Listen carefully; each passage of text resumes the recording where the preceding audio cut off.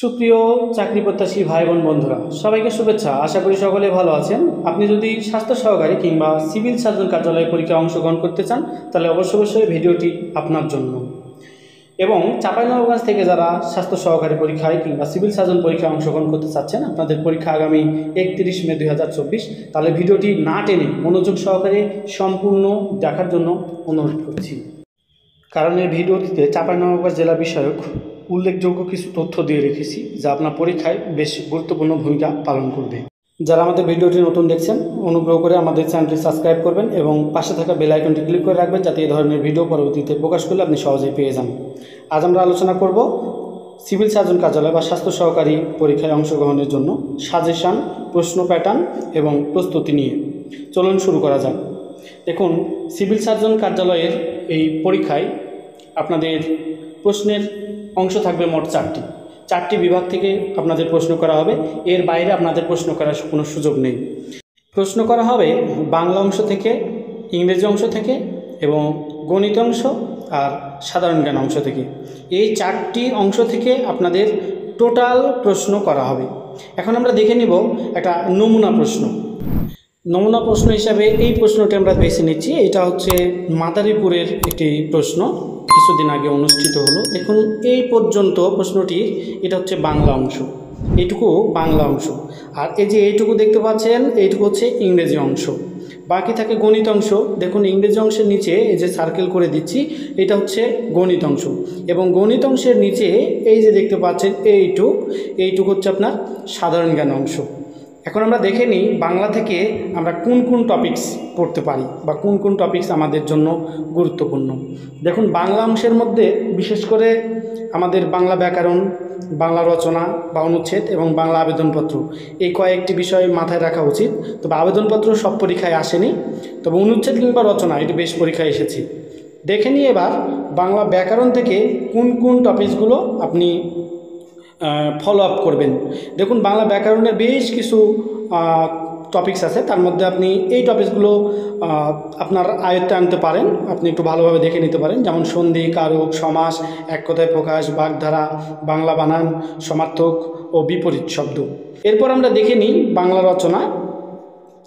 বাংলা রচনার মধ্যে এটি আপনারা সবসময় মাথায় রাখবেন একটা জিনিস, সেটা হচ্ছে যে সাম্প্রতিক বিষয়গুলো নিয়ে দেওয়া হয় এই রচনা কিংবা অনুচ্ছেদ। তারপর আপনারা দেখে নিতে পারেন কমিউনিটি ক্লিনিক, স্বাস্থ্য খাতে সরকারের সাফল্য, সম্প্রসারিত টিকাদান কর্মসূচি, বঙ্গবন্ধু বাংলাদেশ, পদ্মা সেতু, Bangabandhu Sheikh Mujibur Rahman tunnel, metro rail, চতুর্থ শিল্প বিপ্লব এবং স্মার্ট বাংলাদেশ। এরপরে আসি আবেদনপত্রে। দেখুন, আগে বলেছি আবেদনপত্র তেমন একটা গুরুত্বপূর্ণ নয়, তবে বেশ কিছু পরীক্ষায় এসেছে, বেশ কিছু সিভিল সার্জনের কার্যালয়ে। তার মধ্যে 80% একটি আবেদনপত্র, যেটা হচ্ছে আপনার স্বাস্থ্য সহকারী পদে যোগদানের আবেদন, ডেঙ্গু প্রতিরোধ, একদিনের নৈমিত্তিক ছুটি এবং হিট স্ট্রোক নিয়ে যেই ব্যাপারটি সেটি নিয়ে চিঠি। তো এই ছিল বাংলার অংশ। এবার আসি আমরা ইংরেজি অংশে। দেখুন, বাংলার যেমন ব্যাকরণ আছে, ইংরেজির গ্রামার অংশ। বাংলার যেমন অনুচ্ছেদ রচনা, ইংলিশেরও ঠিক অনুচ্ছেদ রচনা দেওয়া হয়। তাহলে আমরা এখন দেখে নিই ইংরেজি গ্রামার অংশের মধ্যে কোন কোন টপিকসগুলো আমাদের প্রয়োজন। দেখে নিতে পারেন number and gender, article, translation, preposition, fill in the gaps, idiom and phrase. এই কয়েকটা টপিকস আপনাদের অবশ্যই দেখতে হবে। এর বাইরে যদি আপনি দেখতে চান তাহলে দেখতে পারেন, কিন্তু এই টপিকসগুলো আপনাকে অবশ্যই দেখতে হবে। এবার আসি ইংরেজি রচনা কিংবা অনুচ্ছেদ। দেখুন, বাংলা যেমন কিছু ট্রেন্ডিংয়ে থাকে, ইংলিশেরও কিন্তু এরকম কিছু অনুচ্ছেদ ট্রেন্ডিংয়ে থাকে। এগুলো আপনারা দেখে নিতে পারেন, যেমন EPI, vaccination, Padma bridge, Sheikh Mujibur Rahman tunnel, metro rail, smart Bangladesh এবং ডেঙ্গু ফিভার। এরপর আসি সাধারণ জ্ঞান। ভাষা আন্দোলন আপনাকে অবশ্যই জানতে হবে, 47 থেকে একদম 52 পর্যন্ত। এরপর মুক্তিযুদ্ধ, বঙ্গবন্ধু, বাংলাদেশের স্বাস্থ্যসেবা, বাংলাদেশের যোগাযোগ ব্যবস্থা, বাংলাদেশের ভূপ্রকৃতি এবং জলবায়ু, নিজস্ব জেলা সম্পর্কে আমরা এই ভিডিওর শেষের দিকে ইনক্লুড করেছি চাঁপাইনবাবগঞ্জ নিয়ে, এবং সকল টিকার নাম, কম্পিউটার বিষয়। এরপর আসি সাধারণ জ্ঞানের আরও কিছু তথ্য আপনাকে জানা থাকা জরুরি, যেমন দেশ ও রাজধানী, পূর্ণরূপ, মুদ্রা, সংগঠন এবং সাম্প্রতিক বিষয়বলি। এটি সাম্প্রতিক বিষয়বলি আপনারা কারেন্ট অ্যাফেয়ার্স থেকে দেখে নিতে পারেন। এবার আসি গণিত অংশে। গণিতাংশের উৎপাদক লাভ ক্ষতি, শতকরা, অনুপাত, মান নির্ণয়, সুদ কষা, পরিমিতি এবং জ্যামিতি এর বাইরে আপনার দেখার দরকার নেই। আমি বলবো দরকার নেই, এইটুকু আপনারা দেখেন, আশা করি আপনার টিকার মতন যোগ্যতা হয়ে যাবে। প্রিয় চাকরি প্রত্যাশী ভাই বোন বন্ধুরা, এইবারে আমরা কিছু আপনাদের বই সাজেস্ট করব। দেখুন, এই ভিডিওটি কোনো স্পন্সরমূলক ভিডিও নয়, কোনো পাবলিকেশন থেকে স্পন্সর নিয়ে আমরা ভিডিও করছি না। সুতরাং আমাদের যেটা ভালো লেগেছে সেই বইটি সাজেস্ট করব। আপনি চাইলে দেখতে পারেন। যেমন বাংলার জন্য অগ্রদূত বইটা বেস্ট। বাংলা ব্যাকরণের জন্য আমি সাজেস্ট করব নবম দশম শ্রেণীর যে বোর্ড বইটি আছে এই বইটি দেখার জন্য। ইংরেজি পছন্দ মতন একটা বই, ভালো বই হইলেই হয়েছে, আপনার যেটা ভালো লাগবে সে বইটা ফলো করবেন। এবং গণিতের জন্য দুইটা বই আমি সাজেস্ট করছি, গণিত স্পেশাল এবং খায়রুল ম্যাথ। সাধারণ জ্ঞানের জন্য যশ সিরিজের MP3 এবং নিজ জেলা সম্পর্কে তথ্য। দেখুন, আপনি যদি জেলা পর্যায়ে যে কোনো পরীক্ষা দিতে যান, ডিসি অফিস, আপনার হচ্ছে সিভিল সার্জন, জেলা পর্যায়ে যে কোনো পরীক্ষা দিতে গেলে আপনাকে অবশ্যই আপনার জেলা সম্বন্ধে তথ্য আপনাকে জানতেই হবে। এর জন্য অনুরোধ করব আপনার জেলা সম্বন্ধে জানুন।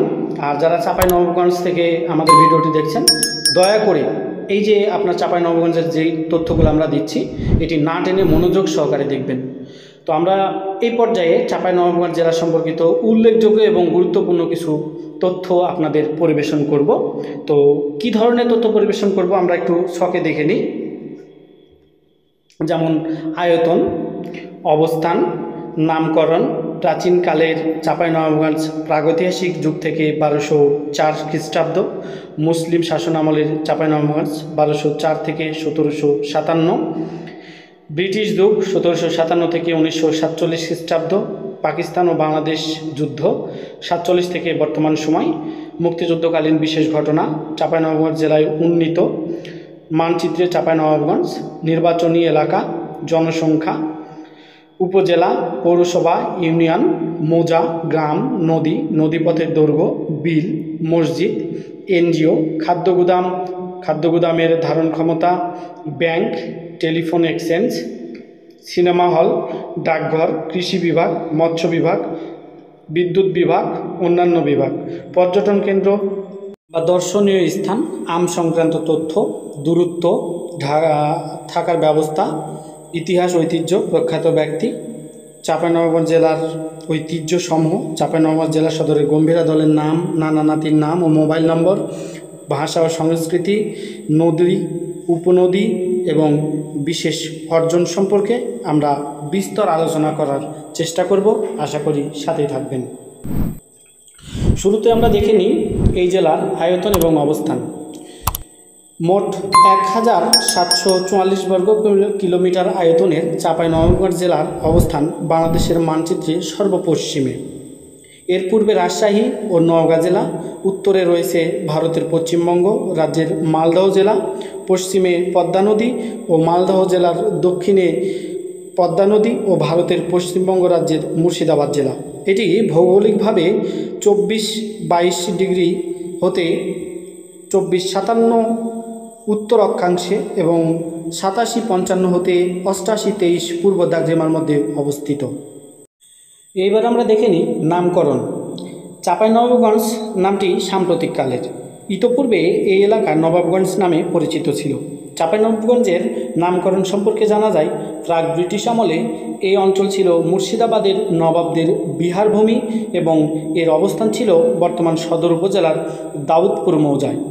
নবাবরা তাদের পাত্র, মিত্র ও পারিষদসহ এখানে শিকার করতে আসতেন বলে এই স্থানের নাম হয় নবাবগঞ্জ। বলা হয়ে থাকে যে বাংলা, বিহার, উড়িষ্যার নবাব সফররাজ খাঁ 1739 থেকে 40 খ্রিস্টাব্দ একবার শিকারে এসে সেই স্থানটিতে ছাউনি ফেলেছিলেন। সে জায়গাটি পরে নবাবগঞ্জ নামে পরিচিত হয়ে ওঠে।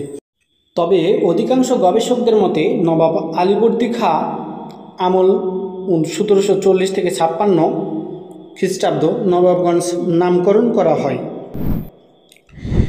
অষ্টাদশ শতকের প্রথম ও মধ্যভাগে বর্গীর ভয়ে পশ্চিমবঙ্গ থেকে লোকজন ব্যাপকভাবে এই এলাকায় এসে বসতি স্থাপনের ফলে স্থানটি এক কর্মব্যস্ত জনপদে পরিণত হয়।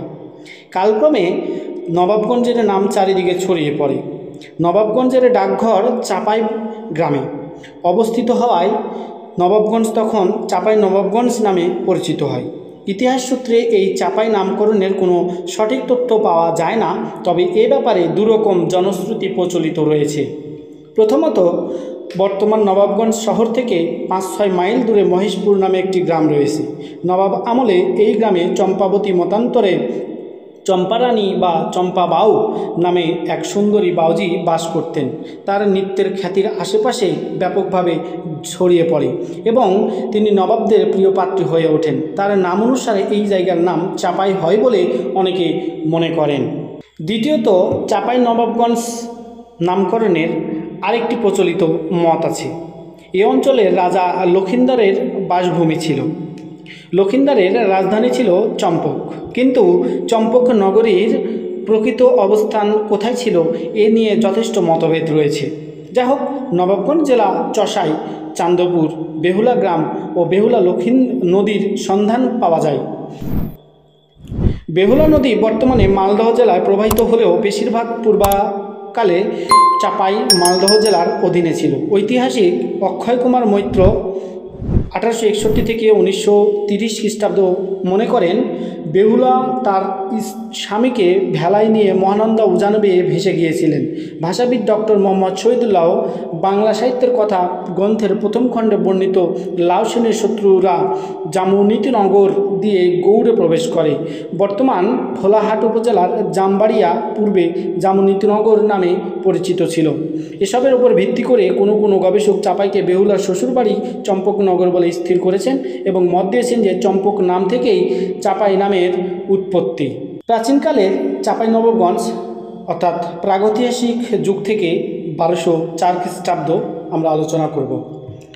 ঐতিহাসিক ও ভূগোলবিদগণ চাঁপাই, রাজশাহী, চাঁপাই নবাবগঞ্জ, নওগাঁ, নাটোর, বগুড়া, রংপুর, দিনাজপুর এবং পশ্চিমবঙ্গের মালদহ, মুর্শিদাবাদের কিছু অংশ এবং দার্জিলিং ও কোচবিহারের গঠিত সমগ্র অঞ্চলকে বরেন্দ্র এলাকা হিসেবে বর্ণনা করেছেন। এই এলাকাকে বাংলাদেশের সবচেয়ে প্রাচীন অঞ্চল বলে মনে করার আরেকটি কারণ হচ্ছে বরেন্দ্র অঞ্চলের সবচেয়ে প্রাচীন পুরাকীর্তির প্রত্নতত্ত্বর সন্ধান পাওয়া গেছে। আর বরেন্দ্রভূমি ইতিহাসের সঙ্গে চাঁপাইনবাবগঞ্জ অঞ্চলের ইতিহাস জড়িত। একসময় উত্তরবঙ্গের সিংহভাগ এলাকা পুণ্ড্রবর্ধন অন্তর্ভুক্ত ছিল। ধারণা করা হয় এই পুণ্ড্রবর্ধন পরবর্তীতে গৌড় নামে পরিচিতি হয়ে ওঠে। পর্যটক ইবনে বতুতার বিবরণী থেকে জানা যায় যে এই শহর গঙ্গা ও করতোয়া নদীর মধ্যে কোনো স্থানে অবস্থিত ছিল। অবশ্য গৌড় রাজ্য সম্পর্কে কিংবদন্তির অন্ত নেই। ত্রয়োদশ-চতুর্দশ শতকের জৈনদের গ্রন্থে প্রদত্ত বর্ণনা থেকে জানা যায় যে মালদহ জেলার লক্ষ্ণনাবতী গৌড়ের অন্তর্ভুক্ত ছিল। ভবিষ্য পুরাণের বা ত্রিকাণ্ডশেষ গ্রন্থে গৌড়কে পুণ্ড্র বা বরেন্দ্র অন্তর্গত বলে উল্লেখ করা হয়েছে। পঞ্চগড়ের সর্বপ্রথম উল্লেখ পাওয়া যায় ব্রজতরঙ্গিনী গ্রন্থে। পরবর্তীতে বহু গ্রন্থে পঞ্চগৌড়ের উল্লেখ পাওয়া যায়। ঐতিহাসিকদের মতে গৌড়, সারস্বত, কনৌজ, মিথিলা এবং উৎকল নিয়ে এই পঞ্চগড় কোনো এক সময় মুর্শিদাবাদ, বীরভূম, বর্ধমানের কিয়দংশ বা মালদহ গৌড়ের অন্তর্গত ছিল। এই নিরিখে পণ্ডিতগণ নবাবগঞ্জকে গৌড়ের অংশ হিসেবে মনে করেন। গৌড়রাজ শশাঙ্কের সময় গৌড়ের অংশ হিসেবে চাঁপাইনবাবগঞ্জ তার রাজ্যের অন্তর্ভুক্ত ছিল।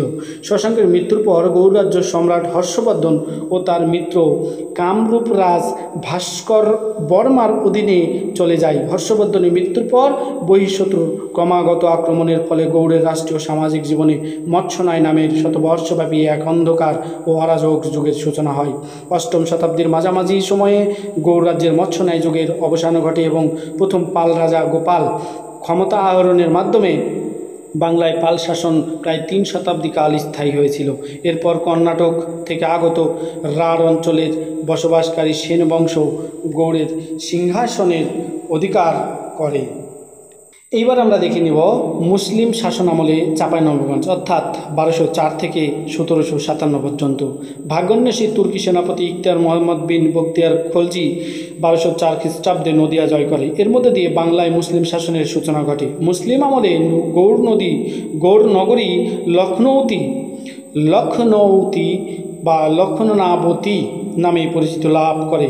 ইলিয়াস শাহী বংশের শাসনামলে বাংলাভাষী সমগ্র ভূখণ্ড বাংলা নামের একক রাষ্ট্রের অধীনে আসে। তবে গৌড় তথা বাংলার ইতিহাসে স্বর্ণযুগ ধরা হয় হোসেন শাহী বংশের শাসনামলকে।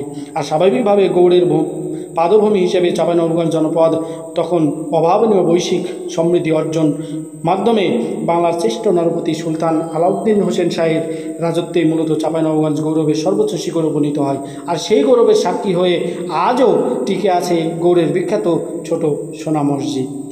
1576 খ্রিস্টাব্দ মুঘল সম্রাট আকবরের বাংলা বিজয়ের পর থেকে চাঁপাইনবাবগঞ্জ সহ উত্তর ও পশ্চিমবঙ্গের বেশিরভাগ এলাকা মুঘল সাম্রাজ্যভুক্ত হয়। পূর্ব ও দক্ষিণ বাংলার কিছু কিছু এলাকা তখন বারোভূঁইয়াদের মুঘল বিরোধী প্রতিরোধ গড়ে তোলেন। যা হোক, মুঘল সুবাদারদের মধ্যে শাহজাদা মোহাম্মদ সুজার বেশ কিছু কীর্তি চাঁপাইনবাবগঞ্জে রয়েছে। তার কাছারি বাড়ির ধ্বংসাবশেষ রয়েছে শিবগঞ্জ উপজেলার পিরোজপুরে। তার সময় গৌড়ের পূর্বাঞ্চলে ইসলাম ধর্ম প্রচারের জন্য হজরত শাহ নিয়ামতুল্লাহ এখানে আসেন। সুবাদার সুজা তাকে অত্যন্ত সম্মানের সাথে অভ্যর্থনা জানান। পরে শাহ নিয়ামতুল্লাহ গৌড় নগরীর উপকণ্ঠে পিরোজপুরে স্থায়ীভাবে আস্তানা স্থাপন করেন। সম্রাট আওরঙ্গজেবের অর্থাৎ 1658 থেকে 1707 খ্রিস্টাব্দর পর থেকে মুঘল সাম্রাজ্য দুর্বল হয়ে পড়ে। তখন থেকে বাংলা নবাবদের অধীনে একটি স্বাধীন রাজনৈতিক সত্তার মর্যাদা ভোগ করতে থাকে। নবাব মুর্শিদ কুলি খানের অর্থাৎ 1717 থেকে 1727 সময় বাংলার রাজধানী ঢাকা থেকে স্থানান্তর করে মুর্শিদাবাদে নিয়ে আসা হয়, যা ভৌগোলিক দূরত্বের দিক থেকে চাঁপাইনবাবগঞ্জের অধিকতর নিকটবর্তী। পূর্বেই বলা হয়েছে, নবাবী আমলে চাঁপাইনবাবগঞ্জ এলাকা নবাবদের মৃগমায়ায় ভূমি হিসেবে মুর্শিদাবাদের অভিজাত মহলে বেশ পরিচিত হয়ে ওঠে এবং নবাবগঞ্জ নামটি মূলত ওই সময়ের জনপ্রিয়তা লাভ করে। ব্রিটিশ যুগ অর্থাৎ 1757 থেকে 1947 আলোচনা করছি। 1757 সালে পলাশির যুদ্ধে রবার্ট ক্লাইভের নেতৃত্বাধীন ব্রিটিশ ইস্ট ইন্ডিয়া কোম্পানির কাছে নবাব সিরাজউদ্দৌলা পরাজয়ের মধ্য দিয়ে বাংলা ভারতে ইংরেজ উপনিবেশিক শাসনের বীজ রোপিত হয়। বাংলার রাষ্ট্র সমাজ অর্থনীতিতে নেতিবাচক রূপান্তর ঘটে এবং নবাবী আমলে মুর্শিদাবাদে পশ্চাৎভূমি হিসেবে চাঁপাইনবাবগঞ্জ যে গুরুত্ব বহন করত তাতে ভাটা পড়ে। তবে একথাও সত্য যে চাঁপাইনবাবগঞ্জ জেলার বর্তমানে আমরা যে গ্রামীণ এবং শহরের জনপদে কাঠামো দেখতে পাই তার সিংহভাগই ব্রিটিশ যুগে তৈরি। অবশ্য নবাবগঞ্জ অঞ্চলের ইতিহাস খুব প্রাচীন হলেও নবাবগঞ্জ থানা শহর ও মহকুমা শহরে ইতিহাস খুব বেশি দিনের নয়। এই তো 1813 খ্রিস্টাব্দের পূর্ণিমা ও দিনাজপুর জেলার ভেঙে মালদহ জেলা গঠিত হয়, কিন্তু 1859 সালে এটিকে কোনো কালেক্টরের অধীনে দেওয়া হয়নি। মিস্টার রাভানশ ছিলেন মালদহ জেলার প্রথম জেলা ম্যাজিস্ট্রেট ও কালেক্টর। এ সময় শিবগঞ্জ কালিয়াচক থানাদ্বয় অপরাধপ্রবণ অঞ্চল হিসেবে কুখ্যাত ছিল। নবাবগঞ্জ তখন শিবগঞ্জ থানার অধীনে একটি পুলিশ ফাঁড়ি ছিল মাত্র। 1873 খ্রিস্টাব্দে মুন্সেক চৌকি শিবগঞ্জ থেকে নবাবগঞ্জে স্থানান্তর হয় এবং তার কিছুদিন পর 1899 খ্রিস্টাব্দে নবাবগঞ্জ থানায় উন্নীত হয়। থানা প্রতিষ্ঠিত হওয়ার পর নবাবগঞ্জ ও তার পার্শ্ববর্তী থানাগুলো নিয়ে একটি স্বতন্ত্র মহকুমা গঠনে পরিকল্পনা ও প্রয়াস চালাতে থাকে। 1876 খ্রিস্টাব্দ পর্যন্ত নবাবগঞ্জ অঞ্চল রাজশাহী জেলার অন্তর্ভুক্ত ছিল এবং 1876 থেকে 1905 খ্রিস্টাব্দ সময়ে বিহারের ভাগলপুরের অন্তর্ভুক্ত ছিল। ইতোমধ্যে 1903 সালে 12 জন ওয়ার্ড কমিশনারের সমন্বয়ে নবাবগঞ্জ একটি কমিটি গঠিত হয়। 1905 খ্রিস্টাব্দে বঙ্গভঙ্গের সময় তদানীন্তন পূর্ব বাংলা ও আসাম প্রদেশসহ এই অঞ্চলটি আবার রাজশাহী বিভাগের অন্তর্ভুক্ত করা হয়, যদিও মালদহ জেলার অন্তর্গত থাকে। 1906 খ্রিস্টাব্দে নবাবগঞ্জ সাব রেজিস্ট্রি অফিস স্থাপিত হলে এখানে কর্মতৎপরতা বৃদ্ধি পায়। সরকারি কাজকর্মের সুবিধার জন্য চাঁপাইগ্রামে অবস্থিত ডাকঘরটি 1925 সালে নবাবগঞ্জ শহরে স্থানান্তর করা হয় এবং তার নাম রাখা হয় চাঁপাইনবাবগঞ্জ। সে থেকেই নবাবগঞ্জ শহর চাঁপাইনবাবগঞ্জ নামে প্রসিদ্ধ হয়ে ওঠে। এবারে দেখে নিই পাকিস্তান ও বাংলাদেশ যুগ 1947 থেকে বর্তমান সময়। 1947 সালে ভারত বিভাগের সময় র্যাডক্লিফ রিয়ায়েত অনুসারে নবাবগঞ্জ এবং তার পার্শ্ববর্তী শিবগঞ্জ, নাচল, ভোলাহাট ও গোমস্তাপুর থানাকে মালদহ থেকে বিচ্ছিন্ন করে পূর্ব পাকিস্তানের রাজশাহী জেলার অন্তর্ভুক্ত করা হয়। শাসন ব্যবস্থার সুবিধার্থে 1948 খ্রিস্টাব্দে 1 নভেম্বর রাজশাহী জেলার একটি থানা দিনাজপুর অন্তর্গত পোরশা থানা সহ একটি নতুন মহকুমা সৃষ্টি হয় এবং নবাবগঞ্জ শহরে মহকুমা সদর দপ্তর স্থাপিত হয়। এই নতুন মহকুমার নাম রাখা হয় নবাবগঞ্জ। নবাবগঞ্জ মহকুমা ঘোষিত হওয়ার পর প্রথম মহকুমা প্রশাসক হিসাবে দায়িত্ব পালন করেন সৈয়দ আহমদ চৌধুরী। ইপিসিএস 1948 থেকে 1949 খ্রিস্টাব্দ পর্যন্ত। এরপরে 1982 সালে তৎকালীন রাষ্ট্রপতি হুসেন মোহাম্মদ এরশাদ প্রশাসনকে জনগণের দোরগোড়ায় পৌঁছে দেওয়ার ঘোষণা দিয়ে থানাগুলোকে উপজেলা এবং মহকুমাকে জেলায় রূপান্তরিত করেন। এই পদক্ষেপের কারণে নবাবগঞ্জের 5টি থানা শিবগঞ্জ, নাচল, ভোলাহাট, গোমস্তাপুর এবং নবাবগঞ্জ সদর উপজেলায় উন্নীত হয়। 1984 সালে 1 মার্চ নবাবগঞ্জ মহকুমাকে আনুষ্ঠানিকভাবে জেলা ঘোষণা করা হয়। বাংলাদেশ সরকারের তৎকালীন স্বাস্থ্য ও জনসংখ্যা বিষয়ক মন্ত্রী মেজর জেনারেল এম শামসুল হক চাঁপাইনবাবগঞ্জ জেলা উদ্বোধন করেন। নবাবগঞ্জ জেলার প্রথম জেলা প্রশাসক হিসেবে নিযুক্ত হন একে শামসুল হক। তিনি 1984 থেকে 8/8/1985 খ্রিস্টাব্দ পর্যন্ত জেলা প্রশাসকের দায়িত্ব পালন করেন। জেলাবাসীর দাবির মুখে 2001 সালে 1 আগস্ট সরকারিভাবে নবাবগঞ্জ জেলার নাম পরিবর্তন করে নাম রাখা হয় চাঁপাইনবাবগঞ্জ। এইবার আমরা আলোচনা করব মুক্তিযুদ্ধকালীন বিশেষ ঘটনা নিয়ে। 1971 সালে বাংলাদেশের স্বাধীনতা যুদ্ধে চাঁপাইনবাবগঞ্জবাসীর অংশগ্রহণ ছিল সর্বাত্মক এবং স্বতঃস্ফূর্ত।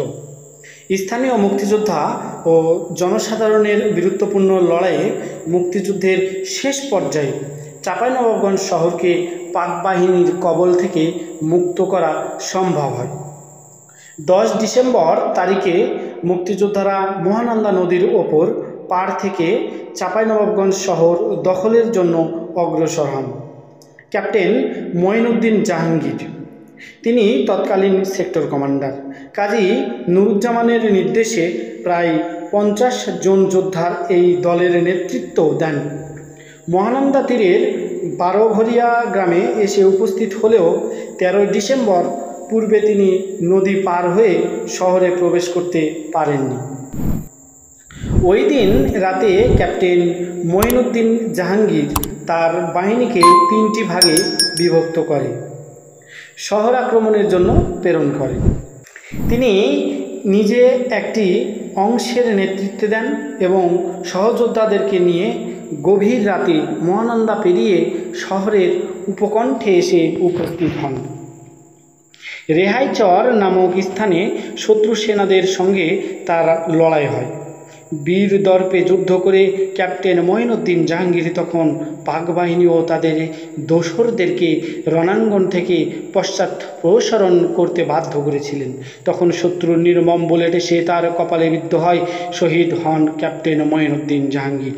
তার বীরত্বপূর্ণ লড়াই এবং সাহসী রণ পরিকল্পনার কারণে 14 ডিসেম্বর তারিখে চাঁপাইনবাবগঞ্জ শহরকে মুক্তিযোদ্ধা শত্রু মুক্ত করতে সক্ষম হন। শহীদ ক্যাপ্টেন মঈনুদ্দিন জাহাঙ্গীরকে ঐতিহাসিক ছোট সোনা মসজিদের প্রাঙ্গণে সমাধিত করা হয়। বীর শ্রেষ্ঠ ক্যাপ্টেন মঈনুদ্দিন জাহাঙ্গীরের বীরত্বগাথা অমর হয়ে আছে চাঁপাইনবাবগঞ্জ তথা বাংলাদেশের মুক্তিপাগল জনগণের হৃদয়ে। এইবারে দেখে নিই মানচিত্রে চাঁপাইনবাবগঞ্জ। দেখুন, মোট 1744 বর্গ কিলোমিটার আয়তনের চাঁপাইনবাবগঞ্জ জেলার অবস্থান বাংলাদেশের মানচিত্রের সর্বপশ্চিমে। এর পূর্বে রাজশাহী ও নওগাঁ জেলা, উত্তরে ভারত পশ্চিমবঙ্গ রাজ্যের মালদহ জেলা, পশ্চিমে পদ্মা নদী ও মালদহ জেলার, দক্ষিণে পদ্মা নদী ও ভারতের পশ্চিমবঙ্গ রাজ্যের মুর্শিদাবাদ জেলা। এটি ভৌগোলিকভাবে 24-22 হতে 24-57 উত্তর অক্ষাংশ এবং 87-55 হতে 88-23 পূর্ব দ্রাঘিমার মধ্যে অবস্থিত। এরপরে দেখে নিই নির্বাচন এলাকা। নির্বাচন এলাকা তিনটি: 43 চাঁপাইনবাবগঞ্জ 1 শিবগঞ্জ, 44 চাঁপাইনবাবগঞ্জ 2 নাচল ভোলাহাট ও গোমস্তাপুর, 45 চাঁপাইনবাবগঞ্জ 3 সদর। জনসংখ্যা 16,47,521 জন। শিক্ষার হার 66%। উপজেলা 5টি: চাঁপাইনবাবগঞ্জ সদর, শিবগঞ্জ, গোমস্তাপুর, নাচল ও ভোলাহাট। পৌরসভা 4টি: চাঁপাইনবাবগঞ্জ, শিবগঞ্জ, রহনপুর ও নাচল পৌরসভা। ইউনিয়ন 45টি: চাঁপাইনবাবগঞ্জ সদরে রয়েছে 11টি: আলাতুলি, বারোঘরিয়া, মহারাজপুর, রানীহাটি, বালিয়াডাঙ্গা, গোবরতলা, ঝিল্লিম, চরনগর, দেবীনগর, শাহজাহানপুর, ইসলামপুর, চরবাগড়াডাঙ্গা, নারায়ণপুর এবং সুন্দরপুর। এই 11টি। এবারে দেখে নিই শিবগঞ্জ। শিবগঞ্জে আছে 14টি: বিনোদপুর, চককীর্তি, দাইপুকুরিয়া, ডাইননগর, দুর্লভপুর, ঘোড়াপাখিয়া, মোবারকপুর, মোনাকষা, নয়ালাডাঙ্গা, পাকা, সত্রাজিতপুর, শাহবাজপুর, শ্যামপুর, কানসাট, উজিরপুর এবং গোমস্তাপুর রয়েছে 8টি: রাধানগর, রহনপুর, বোয়ালিয়া, ভাঙ্গাবাড়ি, পার্বতীপুর, চোয়াল, গোমস্তাপুর, আলীনগর। নাচলে আছে 4টি: ফতেপুর, কসবা, নিজামপুর, নাচল, ভোলাহাট 4টি: ভোলাহাট, জামবাড়িয়া এবং গোয়ালবাড়ি, সাথে দলদলি। মৌজা 787, গ্রাম 1294টি, নদী 4টি: পদ্মা, মহানন্দা, পুনর্ভবা ও পাগলা নদী। নদীপথের দৈর্ঘ্য 43.91 কিলোমিটার সারা বছর এটা, আর 212.38 কিলোমিটার বর্ষাকালে। বিল 41টি, মসজিদ 4680টি, এনজিও 98টি, খাদ্যগুদাম রয়েছে 6টি, খাদ্যগুদামের ধারণ প্রায় 16,000 মেট্রিক টন, ব্যাংক আছে 23টি, মোট শাখা 72টি, যদিও টেলিফোন এক্সচেঞ্জ 6টি। চাঁপাইনবাবগঞ্জ, মহারাজপুর, শিবগঞ্জ, রহনপুর, নাচল, ভোলাহাট সিনেমা হল রয়েছে 3টি, ডাকঘর 85টি, বড় 13টি এবং ছোট 72টি। শিক্ষা প্রতিষ্ঠান: বিশ্ববিদ্যালয় 1টি, এক্সিম ব্যাংক কৃষি বিশ্ববিদ্যালয়। মহাবিদ্যালয় রয়েছে 49টি, সরকারি রয়েছে 3টি এবং বেসরকারি 46টি। স্কুল অ্যান্ড কলেজ 9টি, মাধ্যমিক বিদ্যালয় 225টি, সরকারি রয়েছে 4টি, বেসরকারি রয়েছে 221টি। নিম্ন মাধ্যমিক বিদ্যালয় 16টি, সরকারি প্রাথমিক বিদ্যালয় 370টি, জাতীয়করণ প্রাথমিক বিদ্যালয় 335টি, মাদ্রাসা 132টি, স্বতন্ত্র ইবতেদায়ী মাদ্রাসা 14টি। এছাড়া রয়েছে মাদ্রাসা সংলগ্ন ইবতেদায়ী মাদ্রাসা 132টি, পলিটেকনিক ইনস্টিটিউট রয়েছে 6টি, পিটিআই 2টি। নবাবগঞ্জ ও দাদনচক ফজলুল হক, এটি শিবগঞ্জে অবস্থিত। এরপরে দেখে নিই কৃষি বিভাগ।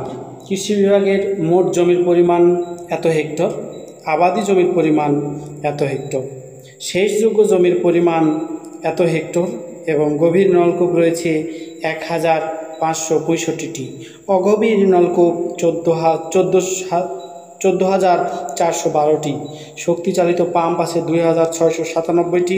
উপজেলা ভূমির অফিস রয়েছে 5টি: চাঁপাইনবাবগঞ্জ সদর, শিবগঞ্জ, গোমস্তাপুর, নাচল এবং ভোলাহাট। ইউনিয়ন ভূমির অফিস 45টি, পুর ভূমি অফিস 2টি। বন্দোবস্তকৃত খাস জমি এত একর এবং অবশিষ্ট খাস জমি এত একর। মোট আদর্শ গ্রাম 14টি, আশ্রয়ণ প্রকল্প 8টি, 4টি ফেজ এবং ফেজ 2 এবং 4টি আশ্রয়ণ প্রকল্প। সারায়াত মহল 6টি, জলমহল 20 একরের ঊর্ধ্বে 29টি। এছাড়া হাট বাজার রয়েছে 94টি, খাসপুকুর 2867টি। পরিত্যক্ত সম্পত্তি এত একর, অকৃষি এত এবং অর্পিত সম্পত্তি এত একর। এরপরে দেখে নিই আমরা মৎস্য বিভাগ। মৎস্য বিভাগের মৎস্য খামার 595টি, মৎস্য পোনা উৎপাদন খামার 92টি, মৎস্য চাষের আওতাধীন পুকুর ৯,১৬১টি, বিদ্যুৎ বিভাগ দেখে নিই। গ্রিড সাব স্টেশন 2টি, 33 কেভি লাইন পিডিবি 5টি, এর মধ্যে 63.50 কিলোমিটার, 11 কেভি লাইন 18টি, যেটি 390 কিলোমিটার। এছাড়া 4 কেভি লাইন 550 কিলোমিটার। পল্লী বিদ্যুৎ সমিতি 1টি। অন্যান্য বিভাগ সম্বন্ধে এবার জেনে নিই।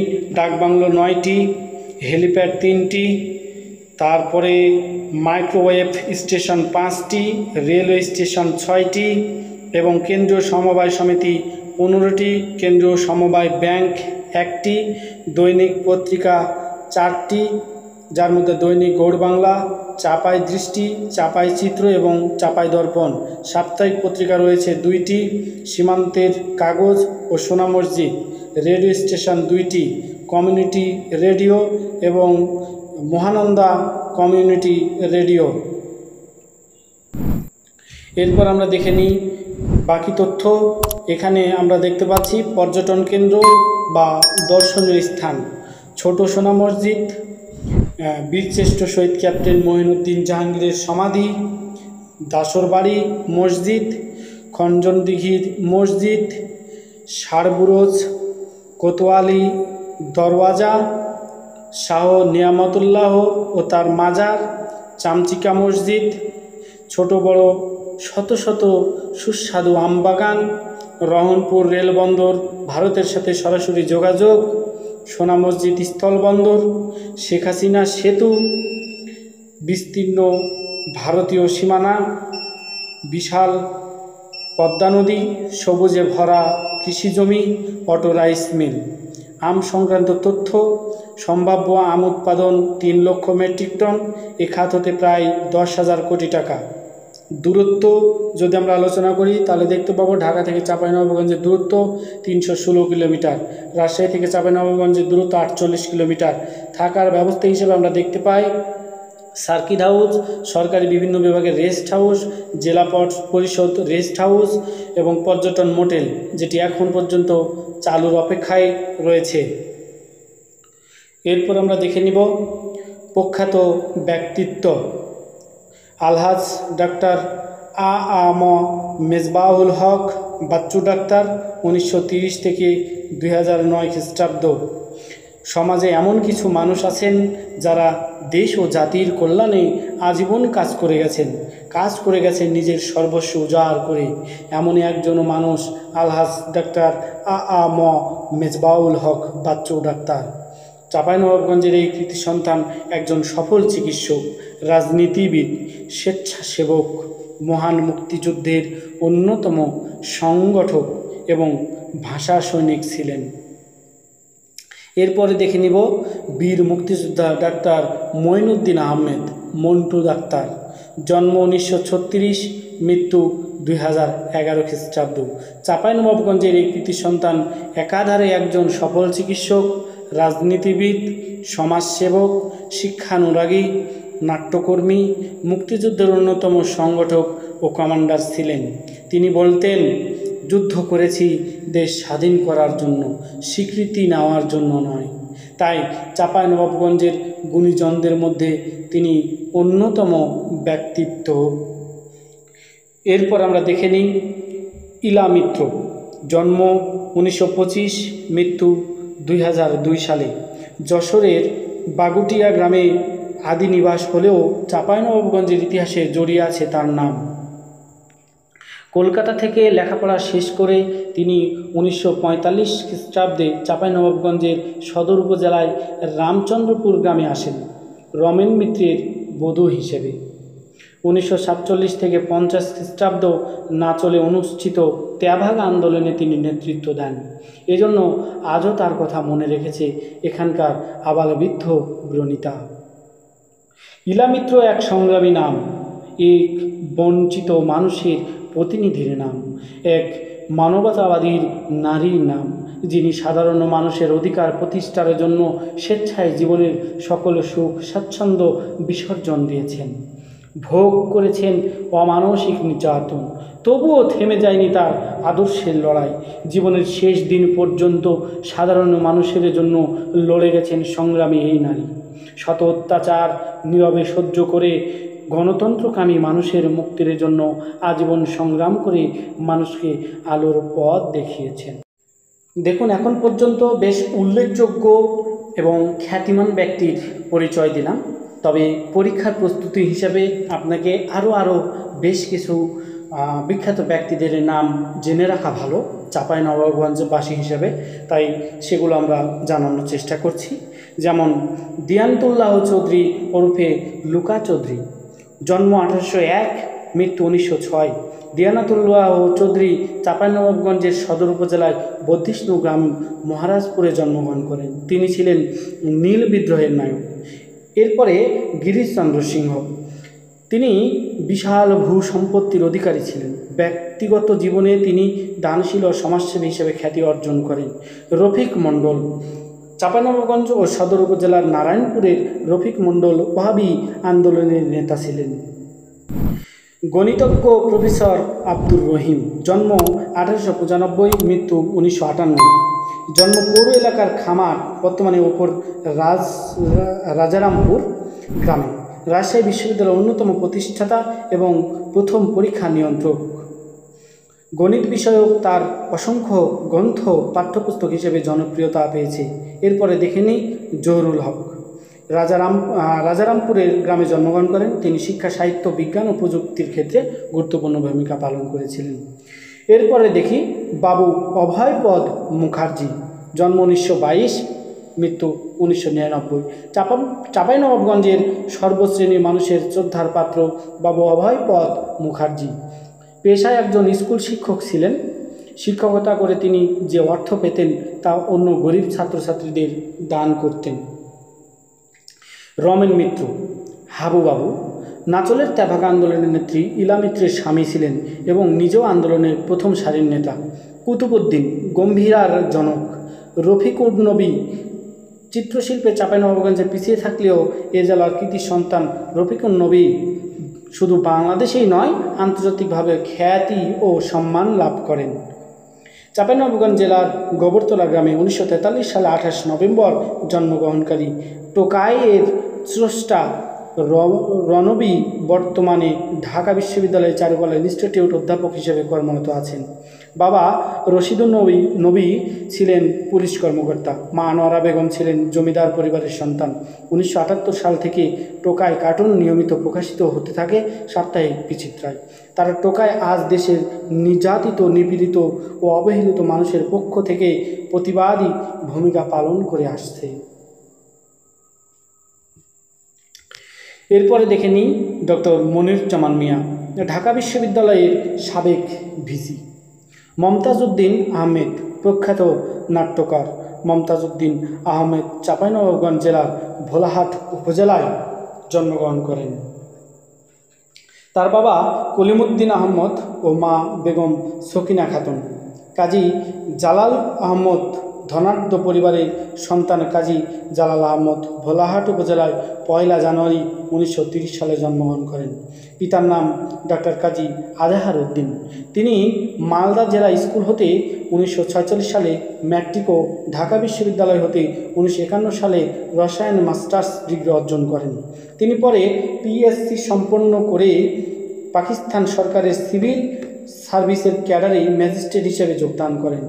1960 সালে পাবনা জেলা প্রশাসক হিসেবে নিযুক্ত হন। পরবর্তীকালে তিনি যোগাযোগ সচিব, শিক্ষা সচিব সহ গণপ্রজাতন্ত্রী বাংলাদেশ সরকারের চাকরির পদ অলংকার করেন।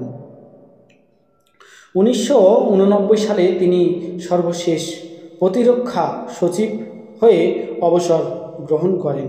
এরপরে দেখে নিই দর্শনীয় স্থান।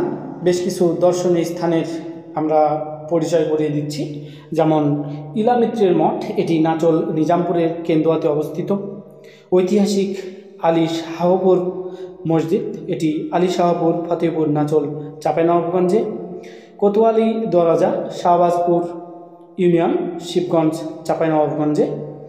খঞ্জনদিঘির মসজিদ, শাহবাজপুর ইউনিয়নে, শিবগঞ্জ, চাঁপাইনবাবগঞ্জে। চামচিকা মসজিদ, এটিও শাহবাজপুর ইউনিয়নে। সোনা মসজিদ, এটি ছোট সোনা মসজিদ যেটি তহখানা কমপ্লেক্স, এটিও শাহবাজপুর ইউনিয়নে এবং এটি চাঁপাইনবাবগঞ্জ থেকে প্রায় 35 কিলোমিটার এবং বাস অথবা সিএনজিতে যাওয়া যায়। প্রায় 45 মিনিট থেকে 1 ঘন্টা সময় লাগে। এরপরে 3 গম্বুজ মসজিদ, এটিও শাহবাজপুর ইউনিয়ন অর্থাৎ শিবগঞ্জ চাঁপাইনবাবগঞ্জে অবস্থিত। এরপরে দেখে নিই দারোসবাড়ি মসজিদ, এটি চাঁপাইনবাবগঞ্জ থেকে প্রায় 35 কিলোমিটার বাস অথবা সিএনজিতে যাওয়া যায়। প্রায় 45 মিনিট থেকে 1 ঘন্টা সময় লাগে। শাহবাজপুর ইউনিয়ন, শিবগঞ্জ চাঁপাইনবাবগঞ্জে অবস্থিত। এবারে দেখে নিই বাবুডাইন ঝিলিম ইউনিয়নে বীরশ্রেষ্ঠ শহীদ ক্যাপ্টেন মহিউদ্দিন জাহাঙ্গীরের সমাধি শাহবাজপুরে, শাহ নিয়ামতুল্লাহ ও তার মাজার চাঁপাইনবাবগঞ্জ এবং সারবরুজ, এটিও চাঁপাইনবাবগঞ্জ। চাঁপাইনবাবগঞ্জ জেলার ঐতিহ্য সমূহ সম্পর্কে এবার আমরা পরিচিতি দেখে নিই। চাঁপাইনবাবগঞ্জ ঐতিহাসিক নিদর্শন ও প্রাচীন সম্পদে সমৃদ্ধ একটি জেলা। প্রাচীন বাংলার রাজধানী, গৌড়ের রাজধানী হিসেবে শিবগঞ্জ উপজেলায় বিভিন্ন ধরনের ঐতিহাসিক স্থাপনা ও দর্শনীয় নিদর্শন হিন্দু শাসন আমলে, বিশেষ করে সেন বংশের শেষ রাজাদের খননকৃত দিঘি ও সুলতানি আমলে মুসলিম সুলতানদের নির্মিত মসজিদই এই উপজেলার প্রধান ঐতিহাসিক স্থাপনা। তাছাড়া ব্রিটিশ আমলে স্থানীয় জমিদারদেরও কিছু স্থাপনা শিবগঞ্জে দেখা যায়। এই জেলা ঐতিহাসিক স্থাপনাগুলোর মধ্যে অন্যতম হলো ছোট সোনা মসজিদ, দারোসবাড়ি মসজিদ, তারপরে ধলাই চকের মসজিদ, খঞ্জন দিঘির মসজিদ, তারপরে শিবগঞ্জের আরও একটি শাহ সুজার কাছারি বাড়ি এবং তোয়াখানা মসজিদ, শিবগঞ্জ নিয়ামতুল্লাহর একটি মাজার, এটিও শিবগঞ্জের। এগুলো হচ্ছে প্রাচীন ঐতিহ্যসমূহ। বীরশ্রেষ্ঠ শহীদ ক্যাপ্টেন মহিউদ্দিন জাহাঙ্গীরের মাজার, এটি ছোট সোনা মসজিদের সামনেই। এটি শিবগঞ্জ কানসাট রাজবাড়ি, শিবগঞ্জ চাপাই জামে মসজিদ, সদর উপজেলা। মহারাজপুরের প্রাচীন মসজিদ, সদর উপজেলা। মাঝপাড়া প্রাচীন মসজিদ, সদর উপজেলা। রামচন্দ্রপুর হাটের নীলকুঠি এবং নীল বিদ্রোহের সাক্ষী যেটি। এরপর আমরা দেখে নিই বারোঘরিয়া ও মহারাজ মঞ্চ, জোড়ামঠ, নওদাত বুরতোস, 1 গম্বুজ বিশিষ্ট পর্যবেক্ষণ কেন্দ্র গোমস্তাপুরে এবং জাগলবাড়ি ডিবি, ভোলাহাট বড়গাছি দক্ষিণটোলা বাজার জামে মসজিদ, ভোলাহাট রেশমকুটি ও চিমনি, ভোলাহাট এবং আলী শাহপুর মসজিদ, নাচল রাজবাড়ি, কেন্দুয়া ঘাসুড়া মসজিদ, এছাড়া মল্লিকপুরের জমিদার বাড়ি নাচলে অবস্থিত যেটি।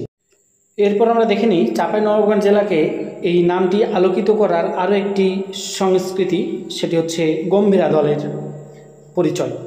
আমরা গম্ভীরা দলের নাম, নানা নাতির নাম এবং মোবাইল নাম্বার দেখে নিব।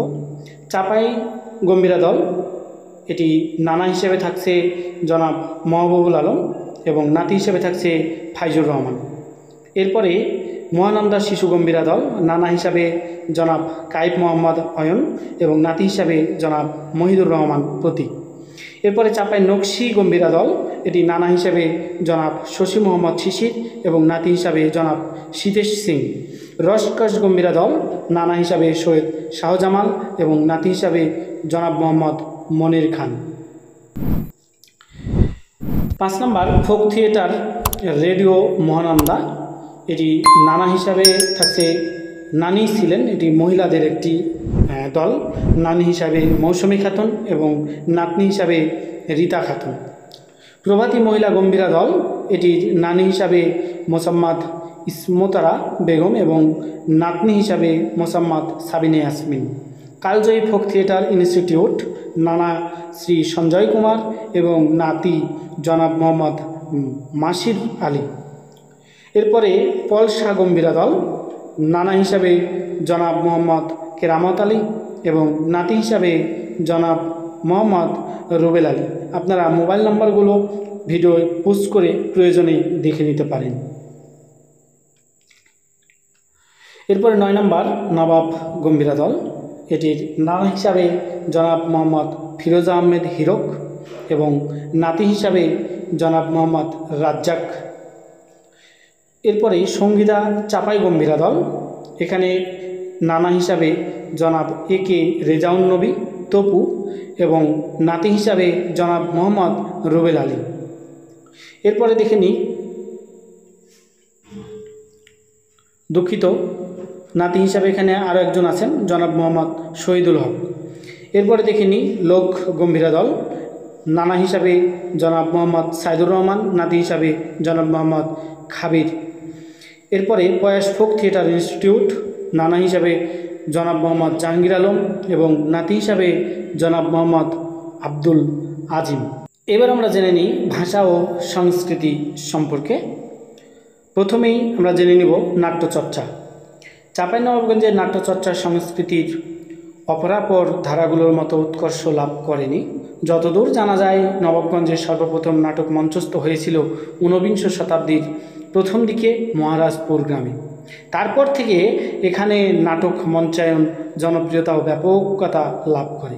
1891 সালে নবাবগঞ্জের এক্সপ্রেস থিয়েটারের নাম প্রথমবারের মতো একটি নাট্যশালা গড়ে ওঠে।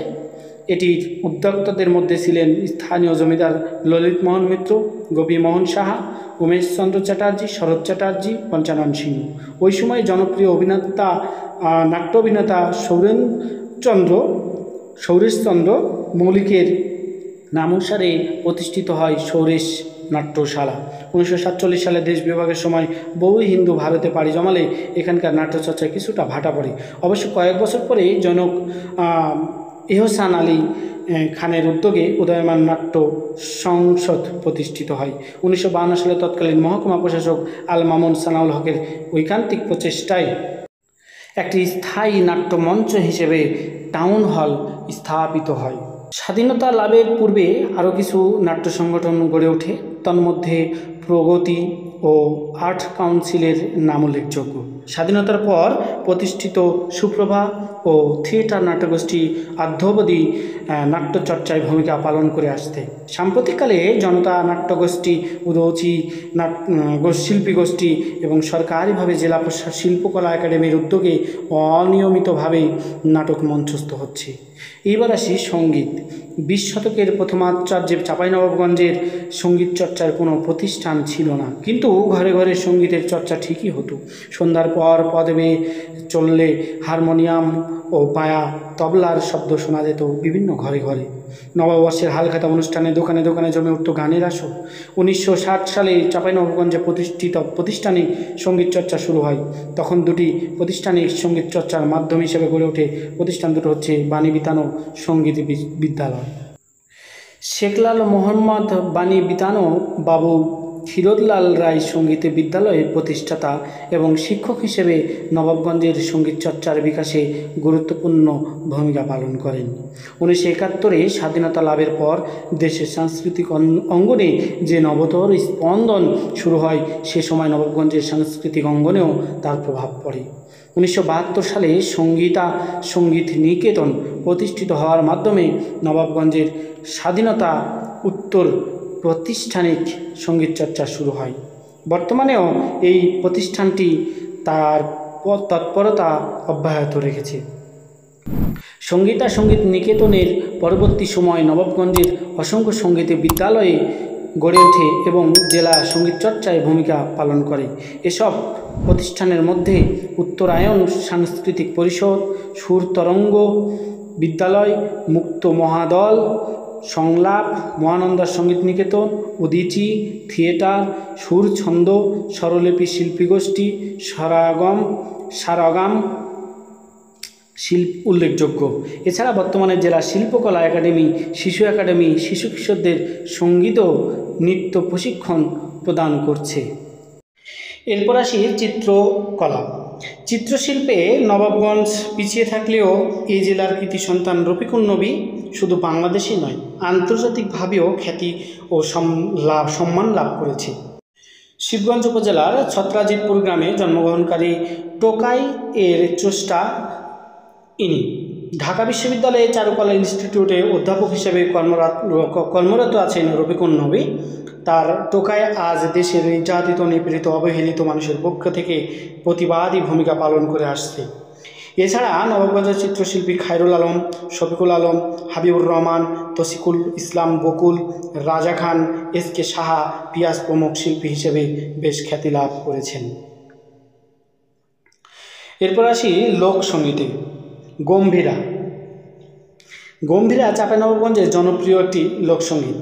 নানা নাতির কথোপকথন এবং সঙ্গীতের মাধ্যমে সমাজের বিবিধ অসঙ্গতির সমালোচনা করা এবং গানের বিশেষ বৈশিষ্ট্য। নানা নাতি ছাড়াও বেশ কয়েকজন দোহার থাকেন, তারা হারমোনিয়াম, তবলা, জুড়ি ইত্যাদি বাজিয়ে থাকেন। এরপর আসি আলকাপ। লোকসঙ্গীতের মধ্যে আলকাপ এক ধরনের হাস্যরসাত্মক লোকসঙ্গীত। বোনাকানা নামে জনৈক ব্যক্তি এ গানের উদ্ভাবন করেন। আলকাপ 6টি পর্বে বিভক্ত হয়ে পরিবেশিত হয়ে থাকে। পর্বগুলো হচ্ছে জয়ধ্বনি, আসর বন্দনা, খ্যামটা, ফার্স, বন্দনা ছাড়াও পালা।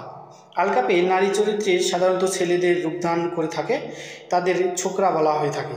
সারা রাত ধরে আলকাপ অনুষ্ঠিত হয়। বর্তমানে আলকাপের চর্চা অনেকটা কমে গেছে। মেয়েলি গীত। চাঁপাইনবাবগঞ্জের মেয়েলি গীতগুলো স্বমহিমায় সমুজ্জ্বল। হিন্দু মুসলিম নির্বিশেষে বিয়েবাড়িতে গীত পরিবেশন ও এ এলাকায় একটি অপরিহার্য বিষয়। পানচিনি, আইলফোন, মেহেন্দিপাত, গায়ে হলুদ, থুবড়া খাওয়া, স্নান, বরাগমন, বউ বিদায় প্রভৃতি অনুষ্ঠানে মেয়েলি গীত পরিবেশিত হয়ে থাকে। বিয়ের আনন্দের পাশাপাশি নারী জীবনের দুঃখ, কষ্ট, আনন্দ, বেদনার কথা উপস্থাপিত হয় এই মেয়েলি গীতে। নদ নদী। পানিশূন্য চাঁপাইনবাবগঞ্জের নদ নদী মরণ বাঁধ ফারাক্কার বিরূপ প্রতিক্রিয়ার ধীরে ধীরে মরুকরণের দিকে এগোচ্ছে সীমান্তবর্তী জেলা চাঁপাইনবাবগঞ্জ। বাঁধের কারণে একাধিক প্রমত্তা পদ্মা যেমন নাব্য হারিয়েছে, তেমন 1.5 যুগ ধরে চাঁপাইনবাবগঞ্জের পদ্মা তীরবর্তী অঞ্চলে ব্যাপক নদী ভাঙ্গন। চাঁপাইনবাবগঞ্জে রয়েছে উল্লেখযোগ্য সংখ্যক নদী।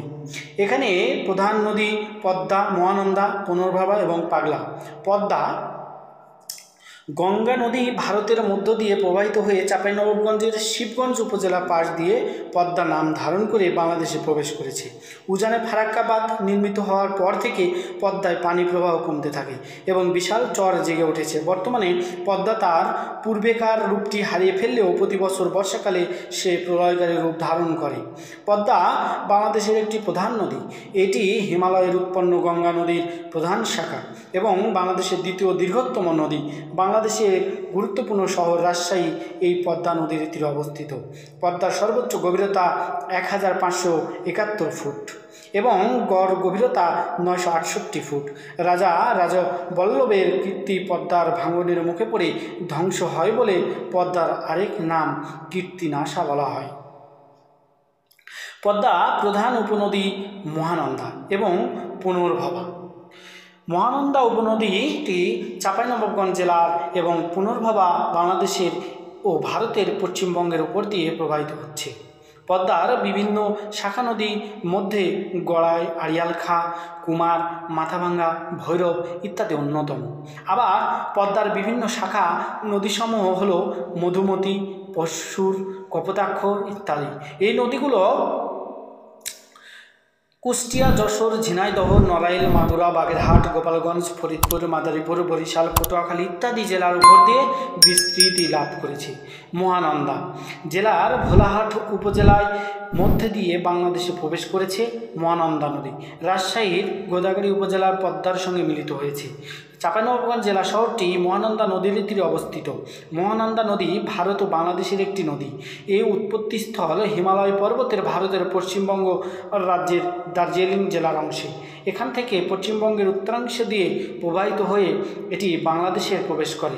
এরপর আবার পশ্চিমবঙ্গের মালদা জেলার প্রবেশ করে ও পরে আবার বাংলাদেশের চাঁপাইনবাবগঞ্জের জেলা শহরে কাছে প্রবেশ করে পদ্মা নদীর সাথে মিলিত হয়। বৃষ্টির পানি এই নদীর প্রবাহের প্রধান উৎস।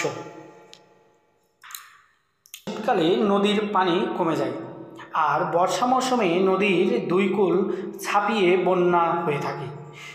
বাংলাদেশের মধ্যে এই প্রবাহিত মহানন্দা নদী অংশটির দৈর্ঘ্য 36 কিলোমিটার। উপনদী পুনর্ভবা, নাগর, ট্যাঙ্গন, কলিক।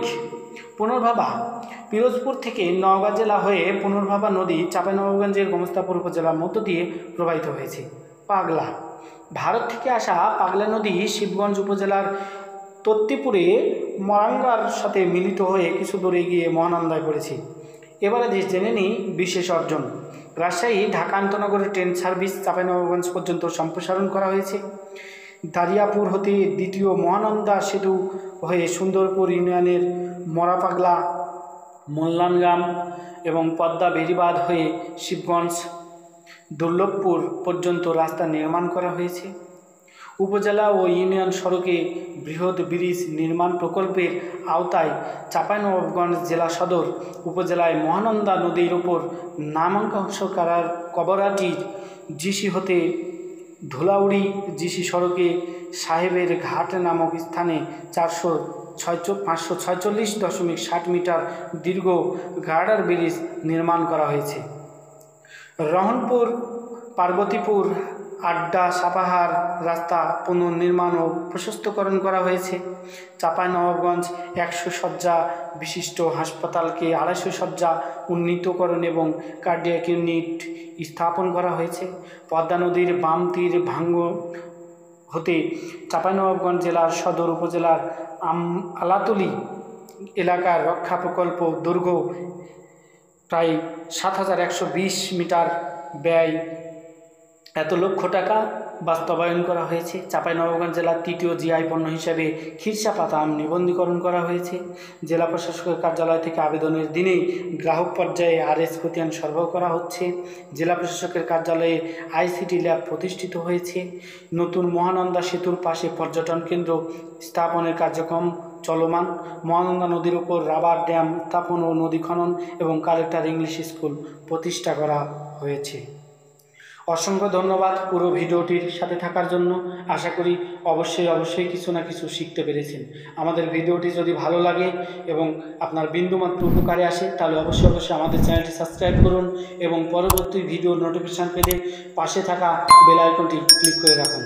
আমরা প্রতিনিয়ত নিয়মিত পরীক্ষার প্রশ্ন সমাধান দিয়ে থাকছি এবং আপনার তৃতীয় চতুর্থ শ্রেণীর চাকরি পরীক্ষায় বিশেষ ভূমিকা পালন করবে এই আশায় ব্যক্ত করছি। ধন্যবাদ সবাইকে।